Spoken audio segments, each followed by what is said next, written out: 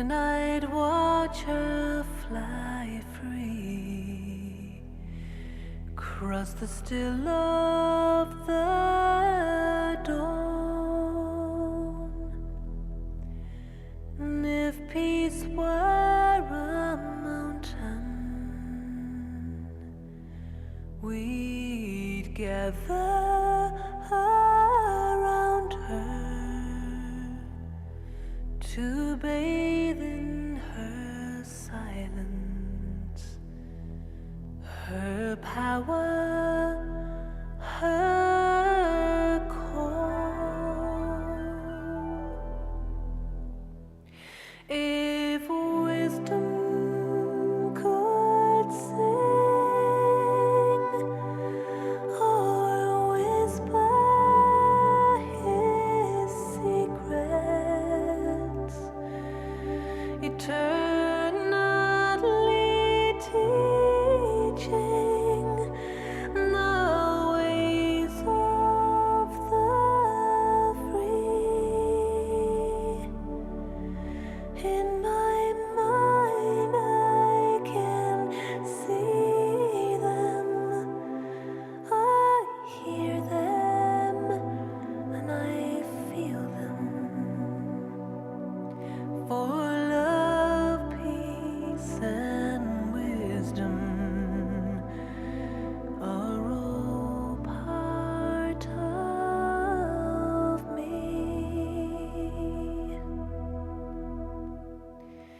If love has her freedom and peace her expression, surely wisdom will grow like a flower in bloom. The seed has been planted and tended and watered by the prayers of the hopeful and the tears of the brave. We long to return to that place of still waters and sit on the banks under some shady tree. In my mind I can see it, I hear it, and I feel it.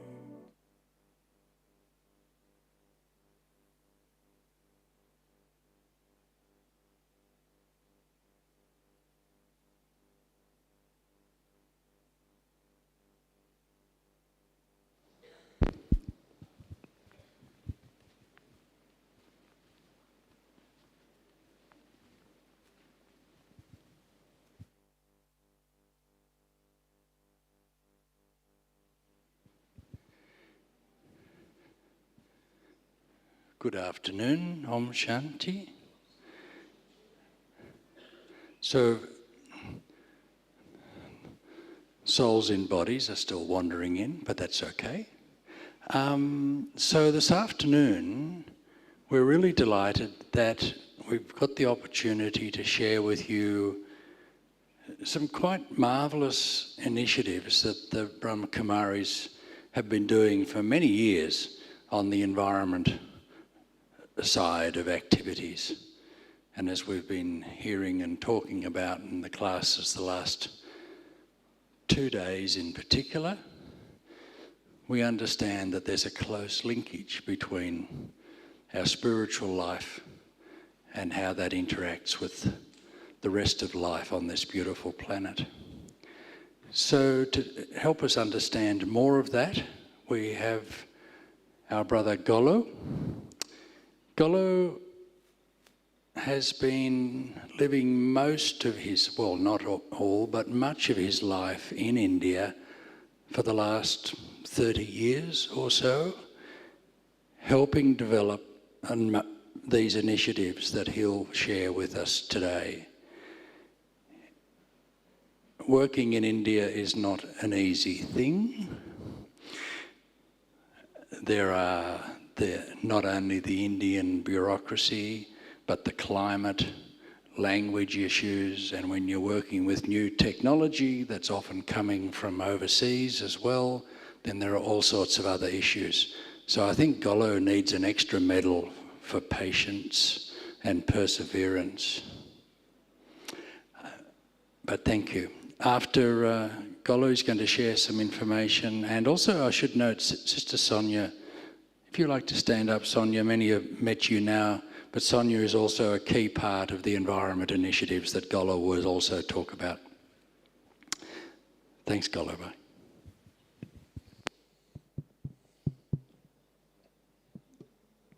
Yeah, Om Shanti. And thanks very much for coming today. We just came up this afternoon from Shantivan. There was a huge conference going on called the Global Summit, and the President of India was also there, Draupadi Murmu.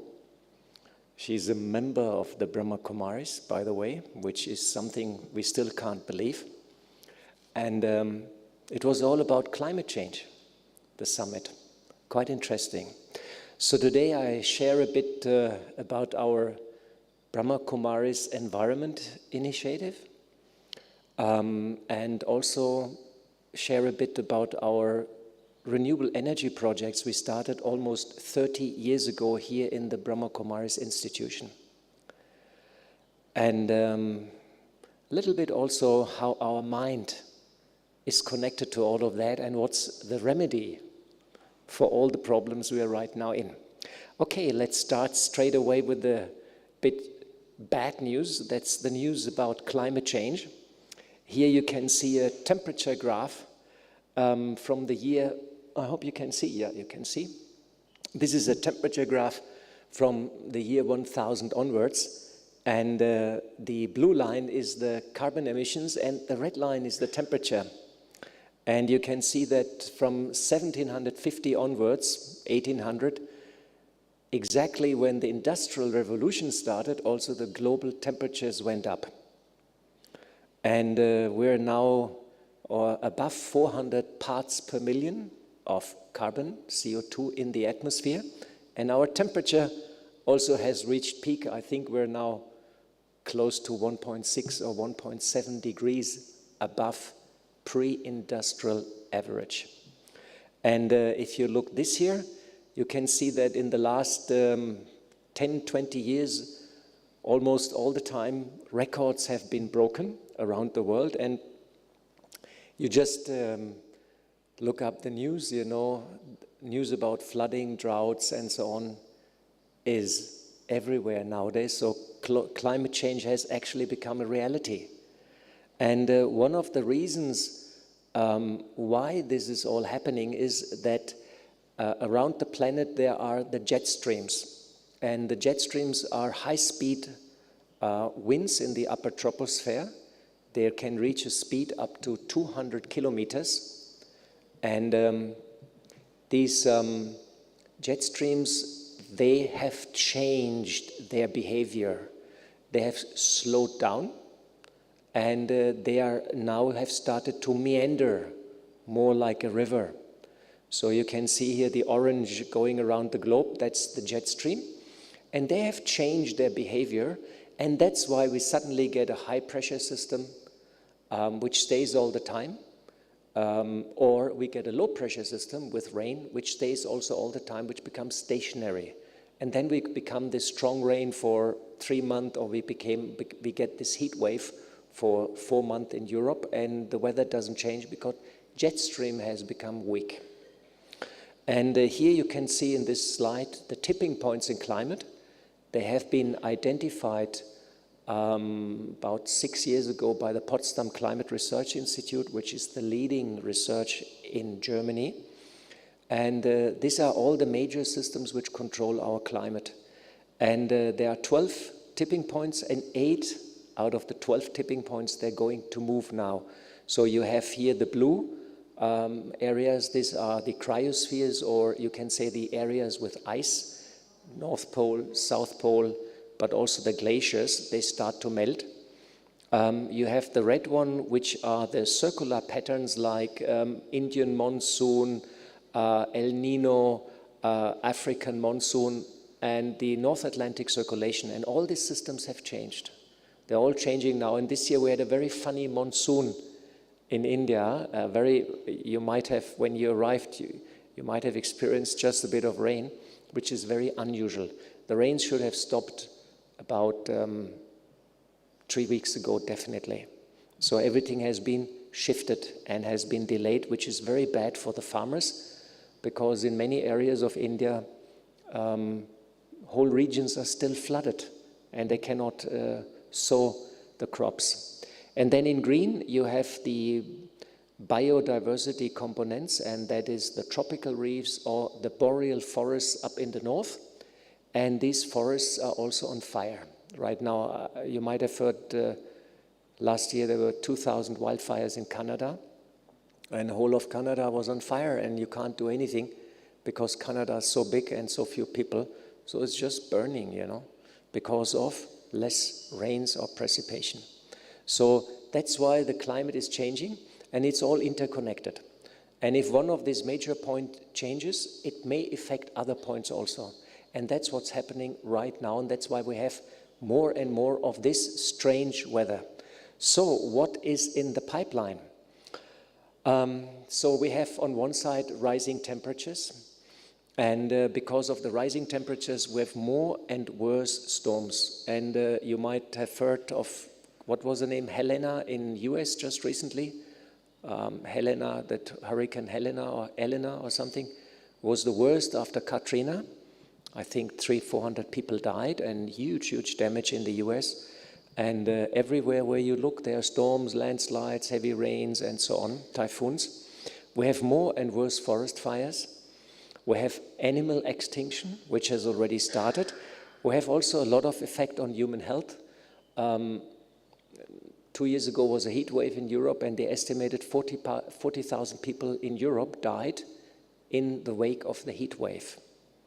So we have more heat-related issues. But we have also more and worse droughts all around the world.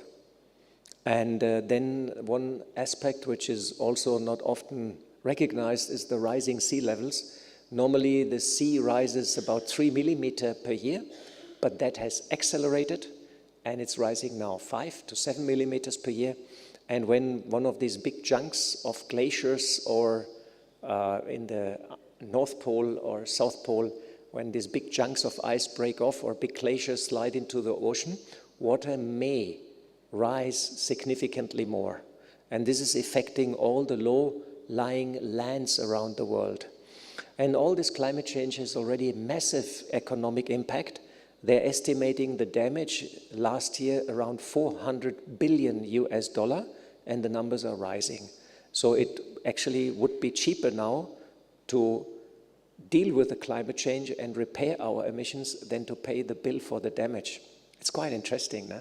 Would be cheaper to avoid the CO2 emissions and switch to renewable energies instead of paying for the damage.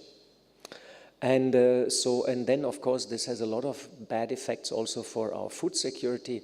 Farmers all around the world are in a very dramatic situation because they don't know when to plant their crops and what will come out and so on. So food security is being affected. So these are the bad news which I summarize, and we all can see that our Earth is in big trouble. You all made it to Mount Abu, and we're here from the mountains. We can see the Earth as a sick patient, which is a bit sort of knocked out in a battle. And we have wars, we have overpopulation, climate change, environmental problem, economic crisis, and even pandemics going on still all the time. So we're in a very dramatic time, in a high-speed time of transformation.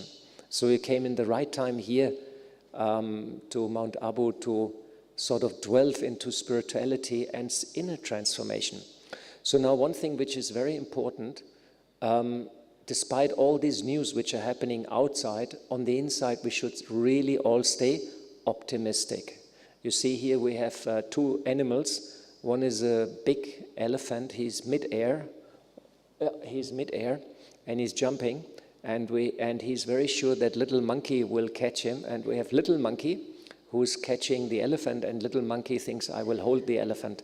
So two very optimistic animals, and that should be our mindset. We are mid-air, we're flying mid-air, we have left security of this planet, we have yet not reached a golden age or a new era, so we are mid-air and we are flying, but we should be optimistic about the outcome.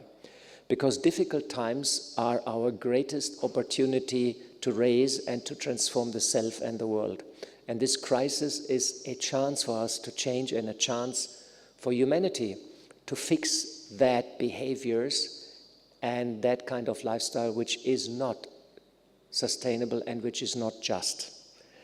So, and because of all these issues and problems, the Brahma Kumaris has founded a environmental initiative more than in 2009, I think, when the climate conference in Copenhagen happened, and Sister Sonia, which was introduced before, she's one of the founding members, and she had the idea and sort of is the secretary of the Environment Initiative. And we have, we're going to UN climate conferences, but also to other UN conferences, and we propagate an inner change of lifestyle, of thoughts, of behaviors, of emotion, which will bring a change into our actions and then subsequently also help planet Earth. So we have 10 ways to change on the inside: be positive, be loving, be authentic, eat well, and so on.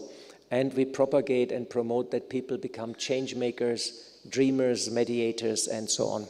And we have also a lot of activities for our centers. We have a plastic-free initiative, we have a tree plantation, travel compensation, guidelines for the centers, how to become green. We have a regular newsletter, we have a disaster preparation, and we have a green day, which we do here also regular in Mount Abu. And we're trying to raise the awareness amongst the members of the Brahma Kumaris and the centers to go more and more green. You know, and there's a lot of things what can be done. And on the other hand, we also go to, as I said, to many United Nations conferences, and we are also started research and demonstration of clean technology, of solar technology, and the power we are using right now here in Gyan Sarovar is coming from solar energy. And as I said, we are registered since many years with the United Nations, and you can see here all the different UN bodies we are affiliated. So Brahma Kumaris is affiliated to 5, 6, 7 different UN bodies, and that's quite a process to get affiliated. You have to apply, they scrutinize you, they look into your finances, and they ask what you want to do, and this and that and this and that. And since 2009, myself, Sonia, and Sister Genti also, whom you met already, we had the opportunity, amongst others also, to go to the UN climate conference. Here's a photo of our green team last year in Dubai. And we go there, and we had in Dubai, for example, 60 programs and talks. And here you can see our youth delegation, our youngsters, and we had a stand and an exhibition. But we also had press conferences, and we also worked very closely at the interreligious dialogue.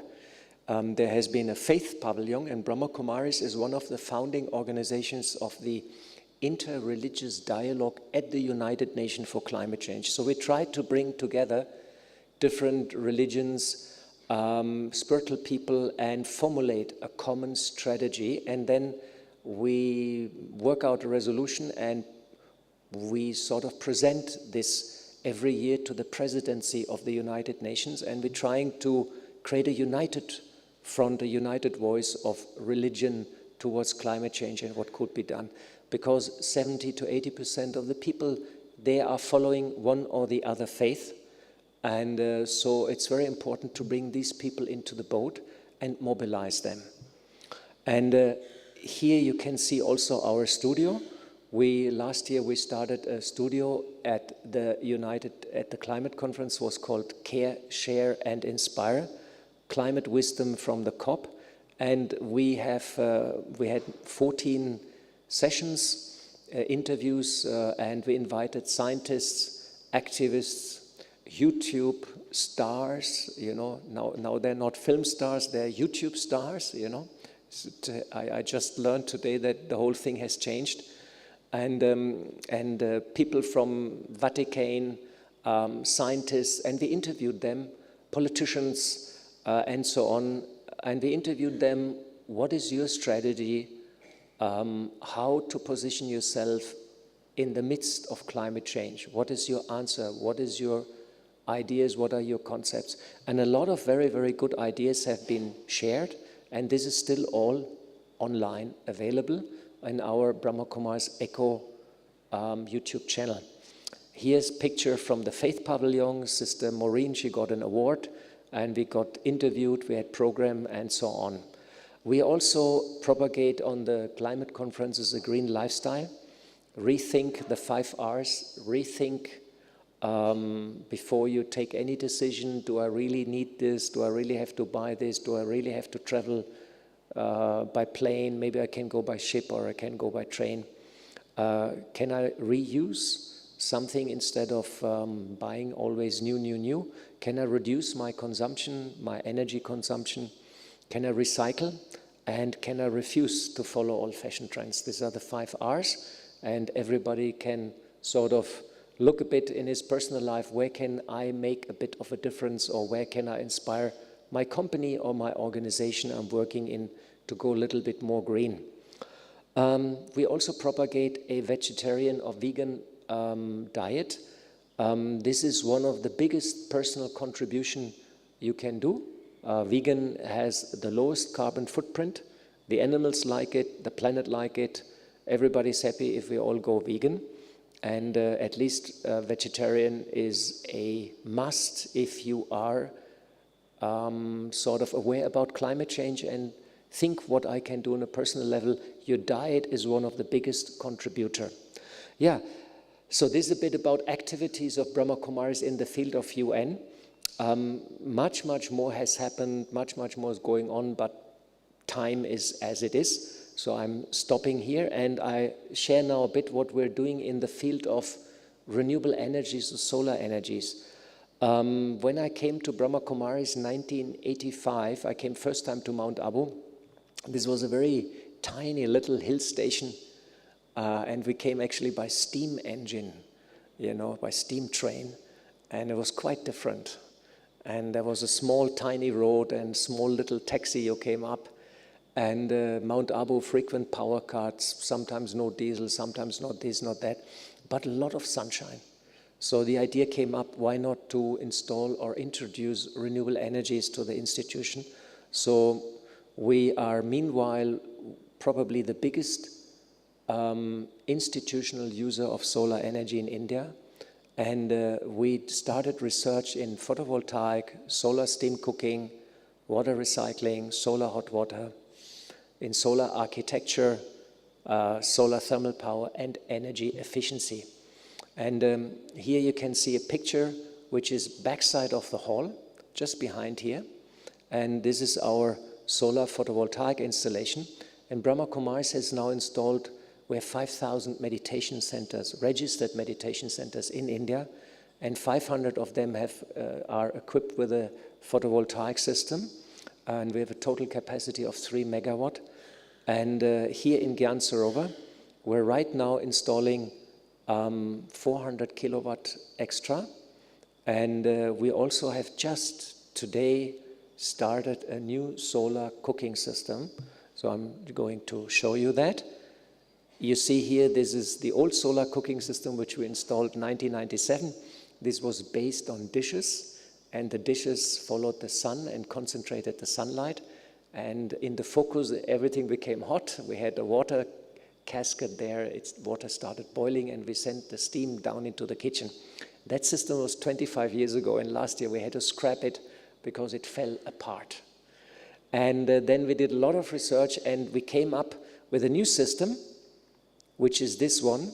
So when you are in the kitchen and you go up on the top floor, you will see now a big field of photovoltaic. It's a 160 kilowatt photovoltaic system. We have a big inverter and we have a massive battery bank. This is just brand new. And we generate electricity, store it, and today we connected the 300 liters induction cooking vessels, and we cooked in the morning the first meal with solar power with induction cooking. So we have, 300 liter vessel. It's not a small induction, it's a special one. This took almost 2 years, the whole project, from planning, organizing, getting things done. These vessels are customs made, they're not easily available. And technician is there. And now we have 3 pots, so the kitchen crew already wants some more pots, which is quite funny. Okay. Okay, I'm getting a note. Okay, yes, and I get the message that we have some guests from the Global Summit here. Welcome, welcome, welcome. Is it that, Sonia? I should welcome them? Oh, for me to know. From the GIZ. From the GIZ. Yeah. Oh, hello. Yes. German government. Oh, you're coming in the right time. So here's the solar cooker, and this previous solar cooker, this one, was sponsored by the GIZ and was working very nicely. And so here you can see the new system, and we have 3 pots now. And if you go in the kitchen, you can see them. And the kitchen crew already wants more now, because the induction cooking is so fast, it's so clean, no extra heat. You just push on the button and the heat is there immediately, and it's fantastic. And it's a big relief also for the kitchen crew. And now I would like to introduce and share a new project. It's called India One, and not a new project. We started 15 years ago, and this was 1 megawatt solar thermal power plant, which we built in Abu Road. And this was partly financed by the GIZ, by the German government, by the Ministry of Environment, BMBU, and by the Indian government, and the total budget was $12 million US. It was a quite big project, and Brahma Kumaris supported the project, India Care, and we teamed up with some of the big research institute, Fraunhofer Institute. It took us 8 years to build that power plant, and this power plant was built on 770 dishes of 60 square meter each. So the sunlight is being reflected by these dishes, reflected onto a receiver, and we heat up the receiver to 550 degrees. Inside the receiver is 2 tons of cast iron. We heat up the cast iron to 500 degrees. There's a coil, we pump water through the coil, and then more coils and more heat and more steam, and then it goes to a turbine, and the turbine turns and we produce electricity, 1 megawatt peak, which we're sending to our campus. And because we have so much of cast iron receivers, 770 receivers out of 2 tons each, we have a huge thermal storage. Means a huge amount of hot iron, and the heat stays overnight and we can store the energy. And this is a flagship project by the German and the Indian government, and you are welcome on your way to home to make a stop at the India One solar power station. The plant is there, and we added recently 1 megawatt of photovoltaic and another megawatt we added. So we add and we send the power to our Shantivan complex. This plant is now running since 6 years. At the moment, the turbine is undergoing overhauling, and but I think within 2 weeks or so we should go operational again. Yeah, and very recently we built up a new biogas plant, also there with waste management, and the speciality is that now in the campuses everywhere we're segregating the waste, we're collecting it separate, And the organic waste is going into a big digester where it ferments, creates biogas, and with the biogas we run a generator, already 8 hours, a 50 kilowatt generator, produce electricity and produce very beautiful sludge or fertilizer. And this is the biogas plant. Actually, yesterday we just went there, or was it this morning? No, yesterday. Yesterday we went there and we took just a nice photo with the greenery and the trees and everything. So that's also next to the India One power station. And this is German design, is latest design, and it's also a landmark project in India. And many government officials and communities are coming now, and they say, please, Brahma Kumaris, help us build the plant for us. We're saying, no, no, no, no. We will give you the design, but you have to build it and finance yourself. You know, it's very funny. So they come to us and they want to see, because this solves the waste problem which we have in India. You might have seen that a lot of rubbish is lying around, and such a plant is helping a lot. We have also a tree plantation program called Kalptaru, and there we are having an online app which you can download. You can plant a tree, take a photo, upload the photo, and you can say, hello guys, I planted the trees, and it's online, it shows up on a map, and you're responsible to water the trees, and we already have planted 3 million trees around the world, and the numbers are growing. Trees are our friends, and they protect the climate. They are protectors, so we should all plant trees. Very, very important. Yeah, we have also a very interesting project. Now I'm delving a little bit into science and spirituality. I come to the spiritual part now. I was asked to talk a bit also about the spiritual connection. We have a project called Sustainable Yogic Farming, in which we are teaching, it's going on since 10 years, and we are teaching farmers to meditate, to have good intention and good wishes towards the seed and towards the land. Good seeds, for example, I love you, you're very good, you will grow very nicely, no bugs will touch you, you will have increased resilience against drought and this and that. And so we teach the farmers to do that, and we also teach them to stop drinking and smoking, which is very beneficial. And the result is very, very interesting. Here you see the carrots, for example. You see normal carrots, or chemical, you know, with fertilizer. You see the yogic carrots, and you see organic carrots. And you see the yogic carrots are the biggest. But what was very interesting, we have sent the carrots for examination, nutritional analysis to laboratories, and the yogic carrots have the highest nutritional value. Isn't that interesting? And no fertilizer, no bugs, and they have more resilience. Isn't that nice? Just by loving them every day a bit. You know, you're very nice, you're growing very nice. Who has plants at home? Are you talking to your plants? Yes, you see, everybody does it naturally. And we confirmed the findings with a university. We work with a university. We have published also papers. And here you can see the difference between wheat with meditation, without meditation. And there's a webpage, yogiketi.org. And you will find a lot of information and programs there. And we have a rural wing, which is very, very active.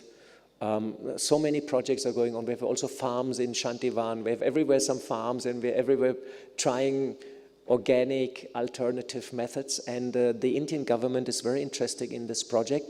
And we're identifying right now 70 farms in India where we apply this method. And we work also with the Indian government to roll out this on a larger scale. So what does it tell us?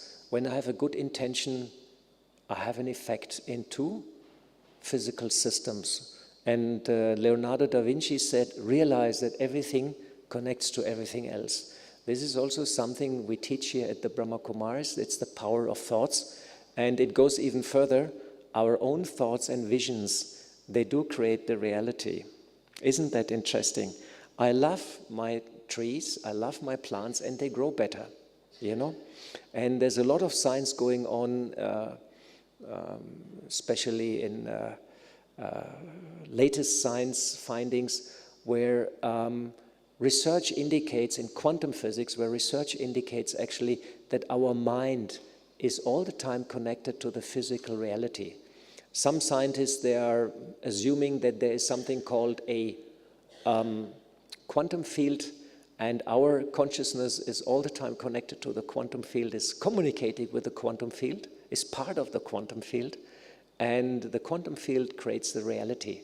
So the reality is a result of our observation and of our collective thoughts. There's a lot of science in that also, which is an entirely different topic, and there's definitely no time to delve more deeply into that, but be assured that many, many scientists, they're coming more and more close to the understanding that we are connected. Consciousness, our mind, is much, much bigger than we thought it is. It is connected to the universe. We're talking all the time to the world, and what we see with our eyes is a result of our consciousness, of our collective consciousness of all of us. And what happens in the world is a reflection, is a mirror of what happens on the inside. And that is also one of our sort of key messages we are spreading at the UN conference, that my inner world and my outer world are interconnected. And if I heal my inner world, I'm healing my outer world. So that brings us to the next topic, how to heal the self and how to heal the world. And that is a very, very interesting topic, because now we come to the action part where it gets very, very interesting. We come to the magic. We come to the unlimited potential which a positive mind actually has. So our mind actually comprises out of our thoughts, our feelings, and our visualizations. So, okay, we have positive thoughts. All right, done. We bring our emotions under control. Okay, also done. And we have loving and positive visualizations of the future. Also done. But somehow things are not immediately changing. Why? Because we are also dealing with the karma of the past. Karma means basically action and the result of the action. And I came across a very interesting book about a Indian scientist, and he postulates that there is an effect of the karma or the actions of the past of us humans into the climate which we're experiencing right now. And he says the world was driven since long time by greed, by ego, and by a lack of awareness, and that has caused long time ago a lot of problems. And this scientist is Amitav Ghosh, and he has written a book called The Nutmeg's Curse. And it's very interesting if you read that book, because he says 500 years ago there were these Western civilizations. It was usually greedy white men, and they thought, hey, we are superior and we can grab the whole world and exploit it. And they started colonialism. You know, they just went with their ships, killed the locals, cut down the local forest, sold all the costly wood, and then they planted monocultures, sugarcane, cotton wool, and so on, and so on, and so on. And by this, they disrupted the local traditional ecological system, and the carbon emission went straight up because of the monocultures. So you read this book, and he makes the case with the nutmeg, which was growing in the Java Sea at a little island, and then the Dutch became very greedy about the nutmeg, because one bag of nutmegs could buy you a house in Amsterdam in the 15th century. So one captain decided to massacre the local population and take over the nutmeg production.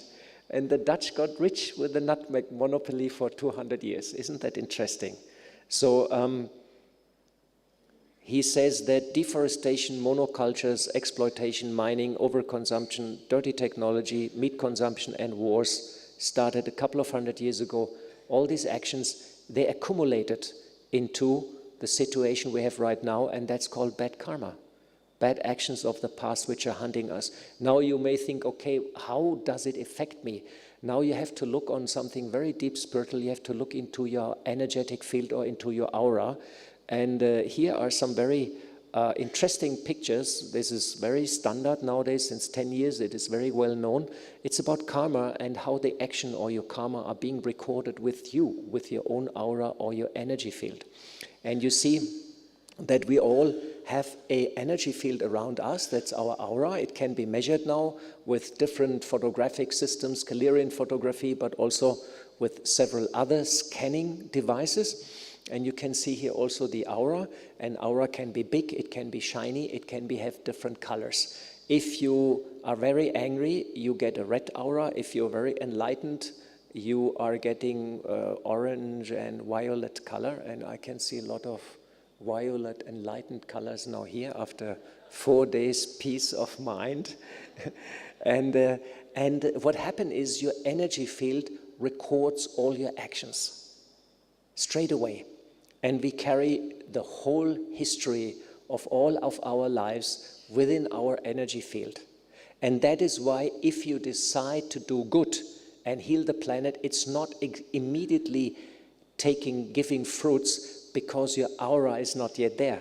You still have an aura which is loaded with the karma or the actions of the past. Whatever we did, it's still visible in our energy field. Also diseases, sicknesses, etc., mental traumata, everything is recorded. And what we do in meditation, we connect to the divine light, to the Supreme Being, and we start healing our aura, our energy field. We connect to the pure source of energy, to the divine light, and allow this light to come inside our own aura and start healing slowly, slowly that negativity, that darkness, the shadows, the dark, the low vibrations, and slowly we get those vibrations out of our own system. And that's how we actually heal ourselves. And once we start healing ourselves, the vibrations start rising. Once the vibration, the energy field starts rising, we have a totally different impact into our environment and we become a healer. We heal the self and then we start healing the world. And that's a tremendous challenge for all of us because we have the opportunity to do something. We're not helpless in front of climate change and wars and all these big problems out there. We can become change makers. And if we all heal our aura, our energy field, if we bring our mind, make it loving and compassionate, we have definitely a noticeable impact. There has also a lot of research being done on the impact of a positive mindset. I'm not going into details. This is a total presentation by itself. But I would like to introduce Dadi Janki to you. Dadi Janki was my mentor, and many of us know her. She was for many, many years the administrative head of the institution.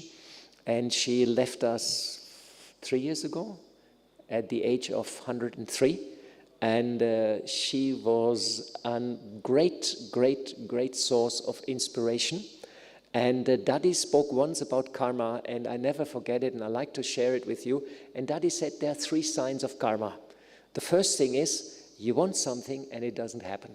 Or we want to heal the world and it doesn't happen immediately. It's a sign of karma.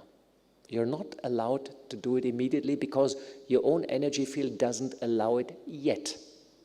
Second sign is suddenly something happens to you. You're slipping on a banana and you're lying in the hospital and you wonder why I have slipped on the banana. Because your karma was there and waiting to you. And the third sign is you're suffering from interactions with relatives or friends. They don't love you, they don't respect you, they don't see your qualities, etc., etc., etc. Who's experienced 1, 2, or number 3? Hands up. Okay. Welcome to the club members of karmically suffering individuals. And that's why we are all here, to settle our karma. And Dadi said there's a very easy method to deal with that, and that is regular meditation. Meditation or yoga means I consider myself being a being of light, a soul, Atma, and I connect to the Supreme Being. By doing so, I establish an energy connection, a corridor, an energy corridor with the supreme light, with a higher vibration. I allow the light to come and come into my own aura, into my energy field. And I'm starting slowly, slowly to chase away that shadow, that darkness. And then I can become a helper of God. I become loving and compassionate. And I become a healer for the world and a guide to the light. And this is an angel. You see, beautiful angel there holding the world. And that's what we're learning here at the Brahma Kumaris, to all become angels, to heal our aura, feel our own little wings, and hold the world and start healing the world with our hands. And then if you are in such a mindset, climate change becomes very small, wars become very small, economic crisis becomes very small, because you become loving and compassionate. You become detached observer, you are with the divine light, you become a helper of the divine light, and you help the world, which is a very, very satisfying activity.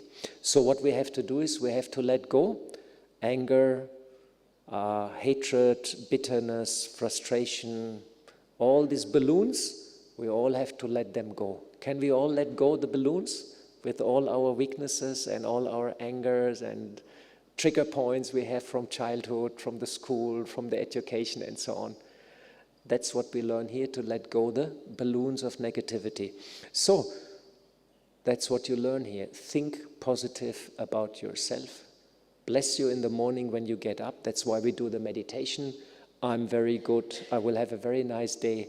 All around me are my friends. They're very, very good. You learn positive thinking. Then once you master, you start thinking about others and send it into the world, to our politicians, to all the famous people you know. You send good vibrations. You send thoughts of benevolence and blessings to them. And then you think positive and loving about the world. You can think about climate, you can think about nature, you can think about the trees, you can think about the oceans, about pollution, and you can start healing the world, because everything is connected to the level of vibration. And when you become a yogi, you start exercising to control the vibrations. And once you master them, you become a master and you become an angel. So there was a very nice song by John Lennon, "Imagine all the people, da-dee-da-da-loo." I'm not singing the song to the end, but it was a very nice song. Imagine the perfect world. And here we talk a lot about Sat Yuga, the next golden age. In Christianity it's called paradise. It's a beautiful world, it's our future. And this is something we basically dream about it, we think about it, and we invite it in our heart. And by that is going to come and happen. So we heal our heart, and then we heal the world. And this is the ultimate aim and object of the peace of mind retreat here, coming all the way to Mount Abu, to inspire all of you to understand those connections between what's going on in the world and what's going on the inside, why my thoughts have such an impact, why vibration is so important, and how can I deal with that, and how can I start to get rid of my own inner darkness and my own inner trigger points. And it's a pathway. It's not that you do it from one second to the other, because you have to deal with your own karma, your actions of the past, and you have to go through them. But meditation is the powerful tool to heal the aura.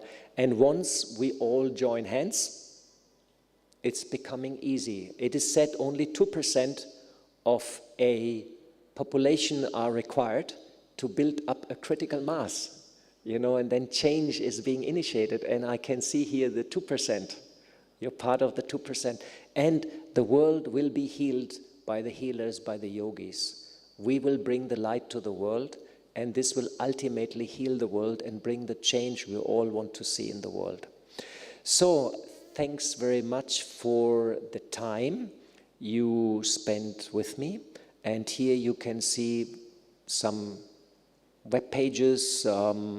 We have Brahma Kumaris Echo. You find a lot of information about our environment programs, also news about the next climate conference in Baku. We're already deep in planning, and we are having, again, a studio there, which will be very interesting. And we invite you to join us there with our YouTube channel. So you can go to our Brahma Kumaris Echo webpage. We have Yogis for Future, where we have 150 to 200 meditation commentaries, 5 minutes long, very nice. All our good meditators, they talk about meditation, peace for the self, love for others, building up resilience and inner strength, finding sleep in the night, etc., etc., etc. Whatever you want, you will find a meditation for that. And we have a Solar Brahma Kumaris, where you find update on the Brahma Kumaris solar activities. So, thank you very much. Here in the front, we have a couple of 25 of our brochures on environment and Yogis for Future, and maybe you have some questions. Thank you, Om Shanti. Thank you, Golo, very much.